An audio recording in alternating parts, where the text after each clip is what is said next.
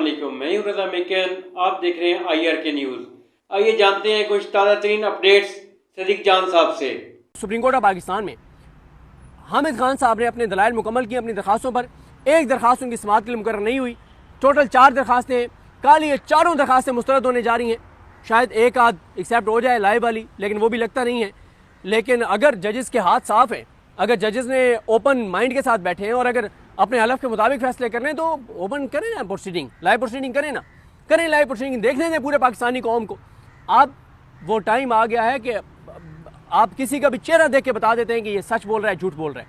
आप उसकी शक्ल देख के बता देते हैं कि ये क्या कर रहा है। तो आप जाने दें, आप लाइव स्ट्रीमिंग होने दें, पूरी कौम देखे। अगर आपने इंसाफ करना है तो कोई डर नहीं है, आपके हाथ साफ है, कोई डर नहीं है, लाइव स्ट्रीमिंग होनी चाहिए। लेकिन 4 दरखास्तें कल तहरीक इंसाफ की मुझे जो लग रहा है वो मुस्तरद होंगी और उसका नुकसान ये होगा कि पाकिस्तान के अंदर तकसीम बढ़ेगी, नफरतें बढ़ेंगी और फिर तहरीक इंसाफ, ज़ाहिर है इस पर तहरीक इंसाफ बात करेगी और उनको करनी भी चाहिए। इसलिए करनी चाहिए कि मखसूस विषय से उनका हक है। पाकिस्तान के लोगों ने उनको वोट दिया, पहले आपने उनसे हुकूमत छीन ली, आपने 17 सीटर पार्टी को मुल्क पे मुसल्लत कर दिया, 27 सीटर पार्टी को सदर पाकिस्तान बना दिया और वो जो उनको आपने 90 तक ले आए उनकी सीटें 180 से, उन 90 के बस जो उनको मखसूस विषय से मिलनी है वो भी आप नहीं दे रहे, वो भी आप छीन रहे हैं। तो फिर तहरीक इंसाफ बात तो करेगी, बात करेगी तो पूरा पाकिस्तान उनके साथ है, फिर पूरा पाकिस्तान बात करेगा। या पूरा पाकिस्तान बात करेगा तो नफरतें, फिर तकसीम इस वक्त बढ़ेगी और बढ़ेगी तो वो जो हमने दहशत गर्दों के साथ लड़ना है, वो जो हमने भारत के साथ लड़ना है, उसको नुकसान होगा। अब पहले आ जाते हैं कि हामिद खान साहब की जो एप्लीकेशंस हैं, आज उन्होंने जो दलाइल दिए हैं और उनकी एप्लीकेशंस में क्या है उन पर बात कर लेते हैं। एक तो हामिद खान साहब ने कहा है कि जी 26वीं आईनी तरमीम का फैसला जब तक नहीं होता तब तक आप इस केस को समाअत इसकी ना करें। उसमें उन्होंने कहा कि क्योंकि 26वीं आईनी तरमीम के बाद आपने ये किया कि आईनी बेंच के पास जाएगा और हालांकि आम रेगुलर बेंच के पास जाना चाहिए, उन्हीं जजेस के पास जाना चाहिए, तो लिहाजा पहले 26वीं आईनी तरमीम का फैसला होने दें। और उसके बाद वो कहते हैं कि ये अपील है, लेकिन अब इस अपील में जो जजेस हैं जिन्होंने फैसला लिखा है, जब वो नहीं बैठे होंगे और नए जजेस आपने बिठा दिए हैं तो उनको क्या पता कि उस वक्त इतना लंबा वो केस चला था कि केस क्या था। इन जजेस को चंद समातों पे रिव्यू में क्या पता चलेगा। फिर उन्होंने कहा कि सिर्फ काजी फाजिसा की जगह एक जज और ऐड कर दें, बाकी वही जजेस रखें। फिर उन्होंने कहा कि इस बेंच में मंसूर अली शाह साहब, मुनीब अख्तर साहब, अतर मिनल्ला साहब, शाहिद वही साहब, इरफान सादत खान साहब को ऐड किया जाए। फिर उन्होंने कहा कि वो ये भी कहते हैं कि आइन का जो आर्टिकल 188 है, 188 है, वो आइन साज असम्बली ने उसको शामिल किया था आइन में। और ये जो 191 है 191A5, ये जो मजलिस शूरा पार्लियामेंट है इन्होंने ऐड किया है, तो ये मुतसादिम है 188 से। 26वीं आईनी तरमीम का केस सुने ताकि कल अदम हो। और आज बहुत सख्त गुफ्तगू की उन्होंने कि आपने आज बहुत बड़ी चीज़ें कही। हामिद खान साहब ने उन्होंने रिटन ऑर्डर दिखाया। उन्होंने कहा कि आपने जनवरी में कहा था कि 3 हफ्ते में हम ये फैसला कर देंगे और ना सॉरी 3 हफ्ते में ये केस समाअत के लिए मुकर्रर कर देंगे। 4 माह हो गए आपने 26वीं आईनी तरमीम वाला केस समाअत के लिए मुकर्रर नहीं किया जनाब। और उन्होंने कहा 21वीं आईनी तरमीम वाला केस, 21वीं आईनी तरमीम जब चैलेंज हुई, जजेस सारा काम छोड़ के पहले उन्होंने उस तरमीम को सुना, 6 माह में फैसला किया और यहाँ पे 8 माह हो गए आप केस ही नहीं सुन रहे। उन्होंने कहा पहले 26वीं आईनी तरमीम का फैसला करें। फिर उन्होंने कहा कि ये जो 26वीं आईनी तरमीम है और इसके अंदर जो कुछ हैं वो सुप्रीम कोर्ट के फैसले को गैर मौसर करने के लिए, ख़त्म करने के लिए लाई गई। उन्होंने कहा कि हुकूमत को फैसला पसंद नहीं था तो ये सारा कुछ किया गया, अदलिया की आज़ादी पर हमला किया गया, ये अदलिया की आज़ादी के खिलाफ है 26वीं आईनी तरमीम। और उन्होंने कहा कि फेयर ट्रायल नहीं हो सकता। क्यों? ये जो जजेस बैठे हैं ये जुडिशल कमीशन में नून लीग और पीपल्स पार्टी ने बैठ के सिलेक्ट किए हैं। जब नून लीग और पीपल्स पार्टी बैठ के जज सिलेक्ट करेंगे तो वो जज कहाँ इंसाफ करेंगे जनाब, जिनको सिलेक्ट नून लीग और पीपल्स पार्टी करेगी। और उसके बाद उन्होंने उनकी एप्लीकेशन में जो अगले पॉइंट्स हैं वो मैं आपके सामने रखता हूँ और इसमें आप मुझे बताएं कि कौन सी बात गलत कर रहे हैं हामिद खान साहब। भाई 26वीं आईनी तरमीम पहले डिसाइड कर लेना, फिर सुन लीजिएगा ये केस।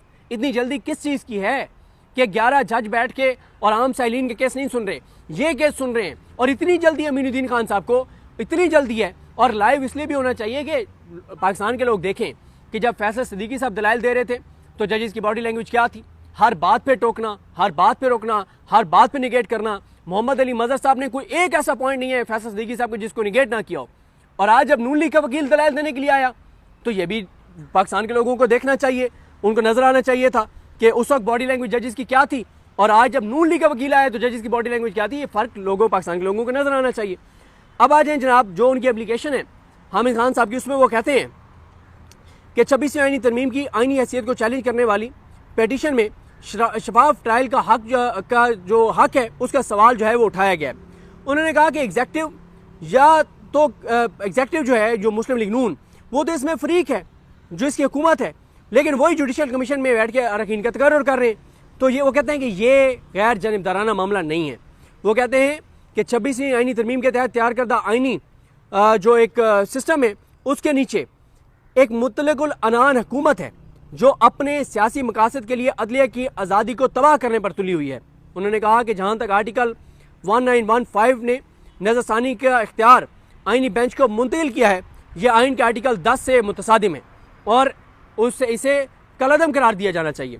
फिर वो कहते हैं पैराग्राफ नंबर 10 में कि बदकिस्मती से बरे सगीर की तारीख में आइनी तरमीम के ज़रिए अदालती निज़ाम में इस तरह की खुलम खुला हेरा फेरी की वाहिद मिसाल हिंदुस्तान के आइन के आर्टिकल 42 के ज़रिए मिलती है कि हिंदुस्तान का जो आइन था उसमें जो 42वीं तरमीम की गई थी वो भी इसी तरह का मामला था जिस तरह का 26वीं आइनी तरमीम है।